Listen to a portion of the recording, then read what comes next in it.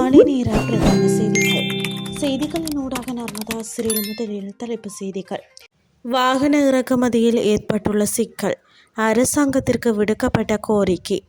வளைகுடாவில் அமெரிக்க இராணுவத்தால் ஏற்பட்டுள்ள சூழல், ஐநாவில் எதிரொலித்த குரல். இனி விரிவான செய்திகள்.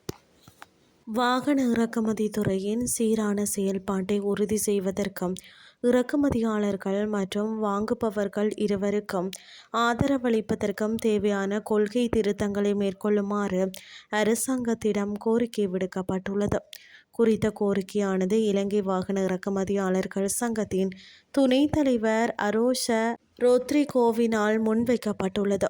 இது குறித்து ஊடகங்களுக்கு கருத்து தெரிவித்த அவர், தற்போதைய வாகன நிதி மற்றும் இறக்குமதி நடைமுறைகள் தொடர்பான கட்டுப்பாடுகள் சந்தையின் செயல்திறனையும் வாடிக்கையாளர்கள் வாகனங்களை வாங்குவதற்கான வாய்ப்புகளையும் கடுமையாக பாதிப்பதாக சுட்டிக்காட்டியுள்ளார். வாகன இறக்குமதிக்கு 50% கூடுதல் வரி விதிக்கப்பட்ட போதிலும் பல மாதங்களுக்கு முன்பே செய்யப்பட்ட முன்கூட்டியே ஓர்டர்களின் காரணமாக வாகனங்கள் தொடர்ந்து நாட்டிற்கு வந்து கொண்டிருக்கின்றன. இந்த நிலையில் வாகன மதிப்பில் 40% வரை மட்டுமே லீசிங் வசதி வழங்கப்பட வேண்டுமென்ற மத்திய வங்கியின் கட்டுப்பாடு வாடிக்கையாளர்களின் வாங்கும் திறனை குறைத்துள்ளதாக அவர் குறிப்பிட்டுள்ளார்.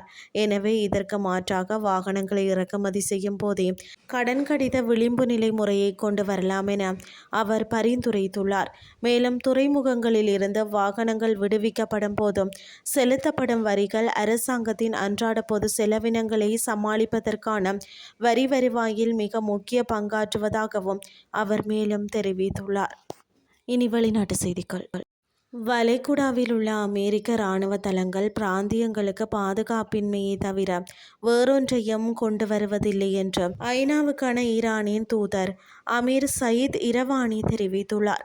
ஐநா பாதுகாப்பு கவுன்சிலின் அவசர கூட்டத்தில் உரையாற்றிய போதும் அவர் இதனை குறிப்பிட்டுள்ளார்.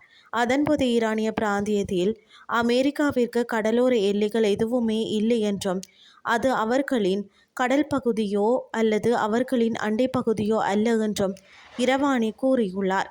இதேவேளை அமெரிக்கா மற்றும் இஸ்ரேலின் ஆக்கிரமிப்பு நடவடிக்கைகளை புறக்கணித்துவிட்டு பிராந்தியத்தில் நிலவும் வன்முறை மற்றும் ஸ்திரமற்ற தன்மைக்கு தெஹ்ரான் மீது அநியாயமாக பழி சுமத்துவதாக பாதுகாப்பு கவுன்சிலின் மேற்கத்திய உறுப்பு நாடுகளையும் பக்ரைனையும் இரவானி குற்றம் சாட்டியுள்ளார். தற்போதைய நெருக்கடியின் மூல காரணத்தை கண்டறிந்து அதற்கு தீர்வு காண்பதற்கு பதிலாக ஈரானுக்கு எதிராக இழக்கப்பட்ட சட்டவிரோத ஆக்கிரமிப்புகள் இந்த நாடுகள் மறைத்த கடுமையான விதி மீறல்களுக்கு மத்தியில் மௌனம் காப்பதுடன் பழியை பாதிக்கப்பட்டவர்கள் மீது சுமத்த முயல்வதாகவும் அவர் மேலும் தெரிவித்தார். இத்துடன் செய்திகள் யாவும் நிறைவடைகின்றது. அடுத்த இரவு 8:30 எதிர்பாருங்கள். நன்றி.